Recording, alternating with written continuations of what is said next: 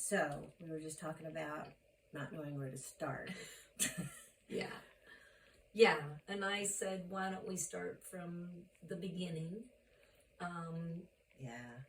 And a little bit of like how we got together, in a very unfortunate, horrible way, but trying to make sense of something that's a tragedy, so that other moms, and not just moms, but husbands, siblings, can understand this process a little better. Yeah. So we're going to start from the beginning, Lori, like with you. All right. If you can go back. Okay, so Karen and I have both lost children in the last year. So, but we knew each other, I don't know, 30 years ago. Well, when did we do the Alice Cooper American Music Awards right. with trashy outfits and big hair, Yeah, very big hair. Right, we made Dick Clark blush. I mean, we had to approve our outfits, and he was like, "Ladies, you need more clothes." Yeah. So yeah, it was about 30 years ago that we met in Hollywood. We were both actresses, and had these rocking careers. And then we both kind of parted went our separate ways because we both got married and had children and moved to the suburbs and, kind of living that dream life. I had 3 boys. I had a set of twins, and my older son is 18 months older. So I had Dexter and Hayden were the twins, and Harrison is the oldest. And a year ago, June 29th, 2022, I lost Hayden to suicide. And I think like within, 2 months later, I saw Karen's post on Facebook about her loss as well.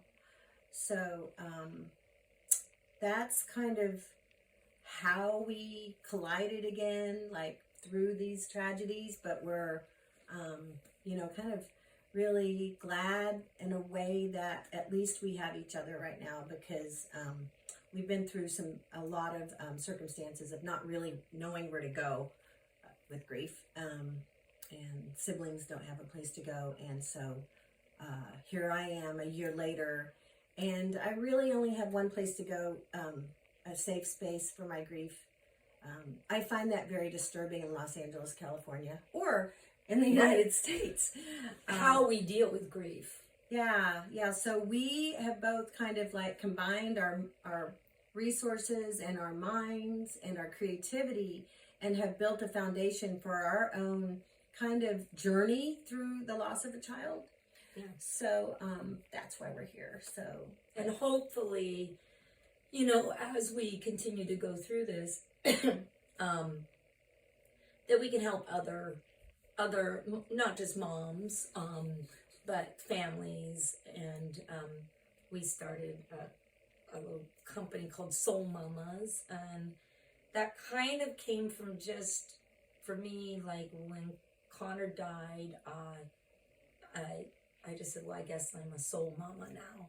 Mm-hmm. And so, but we realized that the mom is usually a big core of the family. So it's trying to help a lot of people who, unfortunately, every day this type of tragedy happens to families, and they don't know what to do or where to go. And the general public is not aware. So maybe describe a little bit like leading up to when Hayden died. Yeah, and then we'll get to Connor, right? I gotta sneeze. Yes. No worries. Okay. We're all human here. So with Hayden, it was, he was a sensitive boy and very sweet. And he came home from college in Santa Barbara. He dropped out. And he actually was in this room. This was his bedroom. And for 2 years, I was very concerned I couldn't get him out of bed. He was very depressed. And he kept saying things to me like, I don't know how to live, Mom. I don't know how, I know what I want. I want a girlfriend. and I want money and I want a job. And I said, well, you can't do this if you don't leave the bedroom. Right. And then his brother needed to take a leave from his own job, his twin brother, and so he really needed somebody to step in and take the job so he didn't lose it. And so Hayden got out of bed. Like, this kid, I couldn't get out of bed for 2 years. Got up 6:30 every morning, 6 days a week. Went to work in Malibu. He ran an estate. He got the girlfriend. He met a cute girl. He started traveling the world. He was so happy. He was so in love. It was almost like, almost too good to be true. Like, I couldn't believe how happy he was. And it just was like every mother's dream, you know. You've heard the expression, like, you're only as miserable as you're only as happy as your most miserable child. Right. And here, my most miserable child was completely, like, so extremely happy that just the family felt really in balance and everything seemed perfect, right? We've talked about this thing where everything seemed perfect. Everything was going so great until the relationship ended. And he was 24, going on about 17 emotionally. And I didn't know that he had been self-harming. I found that out later when I went through his phone after he was gone. So at 5 a.m. on June 29th, 2022, while my husband and I slept, he took his own life. He hung himself. And I found him, but I didn't find him, like, I was here all day and didn't know he was in there. So there's some PTSD that's being dealt with. There's really nothing worse, I think, that can happen to a person other than finding their own child. So my case is I'm dealing with, first of all, I think anybody who loses a child has PTSD because it's an early death, so nobody expects it. So we all have it, really. It's trauma. We're suffering through trauma, and we're on a healing journey. That's why we're here, because we know that there are so many people out there. Suicide is on the rise since COVID. Fentanyl is an epidemic, so there are just thousands of children dying, and adults, from fentanyl. So what I want to do, what makes me feel better in my grief, is to talk to other people about it and to be of service. And I think that that's what this podcast is about, is like being able to, like, reach you no matter where you are in the country and let you know that you're really not alone, and we get it. There's really not a whole lot of support out there for moms in grief, siblings in grief, and friends of people who've died, you know, young people who've died. You know, everybody's going to grieve eventually. So what about you? What about your story with Connor? That's what's very weird, and I think that's part of, you know, the trauma, is that when you go, wow, what the hell happened? Everything was perfect. I was coming back from Hawaii. Connor was 21. He was graduating from Pepperdine University. He was one of those kids that was super smart, but a little absent-minded, kind of like the absent-minded professor.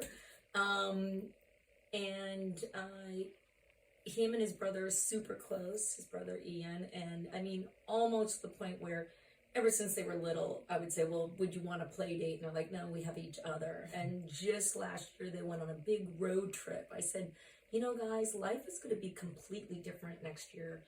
Ian's going to the University of Pittsburgh. Connor, you're graduating from Pepperdine. You're going to be away for the first time. Like, life is going to be so different. So go on this amazing road trip. So they went cross country, took a month, and then we got Ian into Pittsburgh. And, you know, it's just interesting because Connor and I had we were very, very close, and we had a lot of deep talks, very deep spiritual talks. His faith, we talked about that. He also was a writer, so he changed his degree like 4 times, but then it was, Mom, I'm going to be a writer. So with him, everything was clicking. He actually was going to enter a poetry contest on November 14th, but he died in a car crash on September 24th. And I talked to him the day before. I was coming back from Hawaii, and I tried calling. Well, I was afraid to go on a helicopter ride, and actually, I called him. I always called him, and he just said, "Mom, don't worry. You know, life is short. I want you to do everything." Because actually, he gave me a big speech about I needed to let go more because him and his brother were becoming men now, and he wanted me to do everything I wanted to do. And that I wasn't his boyfriend. That's what he said, because I've been divorced 12 years. So he made it a point saying that he wasn't my boyfriend and he wanted me to find a nice guy. But that's just another side story. But that day I called him. I was coming back. It was the day before. And he said, "Hey, let's get on a FaceTime call." And I was like, all right, because I have 50 minutes before I go to work. And it was interesting because that word perfect came up, and he was just like, "Mom, I get it, this foo-foo degree from," Pepperdine, to him, he really felt grateful. He had pretty much almost a full ride just off his grades, but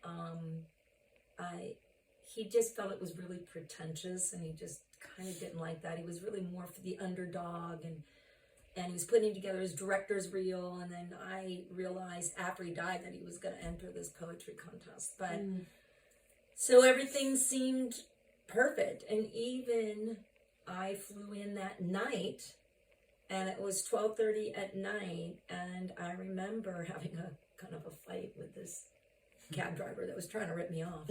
And I won, by the way. I'm sure you did. I totally won. I said, "Dude, you're messing with the wrong chick." Right. And I was going to call Connor. Right. And I remember going, I'm going to call him because he would think this was hilarious how his mom won, you know?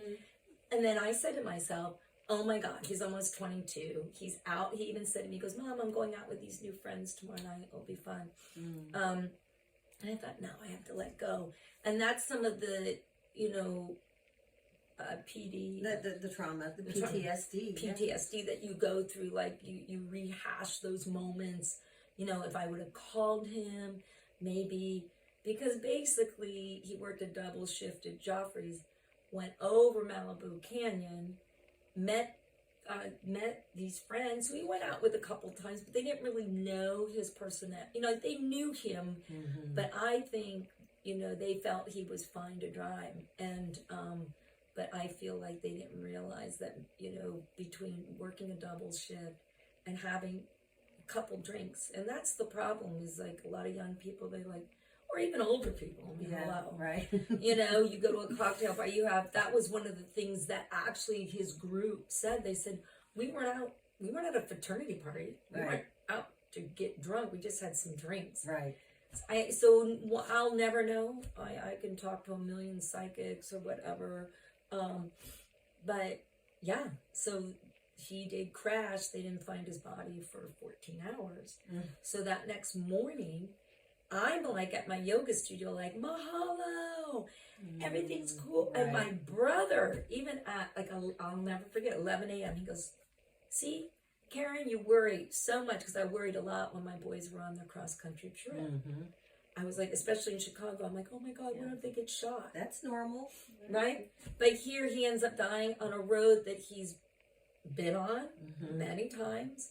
I mean, this was his senior year at Pepperdine. So, but my brother even said, everything's perfect. He goes, Connor's going to graduate from Pepperdine, Ian's in university. It couldn't be more perfect. Right. And that's what is very bizarre. And then that night, and this is where some things I think people don't realize. My ex-husband was celebrating his birthday. So his son actually died on his birthday. And the coroner's office called him while he was out to eat. Now, I was home, and, when he came to the door, I didn't understand why because we've been divorced 12 years.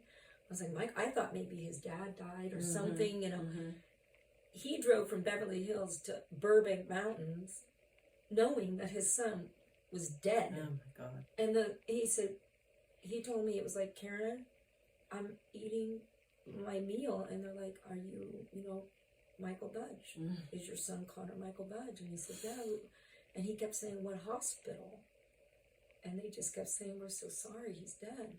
And He said that's all the information. They said, you know, he was like, I want to come see him. They wouldn't let him see the body because it was the weekend. Right. I mean, I don't know. That's our thing with the system. Like, so you're going to let a father drive knowing, just finding out that your son was killed in a car accident and he's dead and that's it. Right. Sorry, you can't see him. He's dead. Yeah. It's one of the things that like kind of is driving us to do this podcast, because we just feel like, I don't know if the system can be changed, but like people can be more prepared for what happens, because when I found Hayden, you know, the sheriff's station came immediately and started questioning me and my husband about, you know, like kind of treating us like we were the ones that we murdered Hayden. And so it was, you know, very, very traumatizing to have a sheriff sit and question me about, you know, and I could barely answer the questions because I had just found him hanging in the bathroom. And so I had to go through my entire day and explain what I was doing. So that and the timeline that Karen brought up, like, you know, if you're doing that, if you have lost somebody and you are reliving the day over and over again, just understand that that's completely normal. And you probably did go through some of the bureaucracy. And so I'm so sorry that it's happening to you. But just know that, like, you know, you're not alone. And, you know, what's really nice is like sitting and listening to Karen talk about Connor. Like, what happens to me is like, I feel like I know Connor. And it's like, you know, when you have this time to talk about them, you just like bring them into the room. So anyway, we're going to have a few questions and I need to grab a Kleenex. Yeah. And we'll be right back.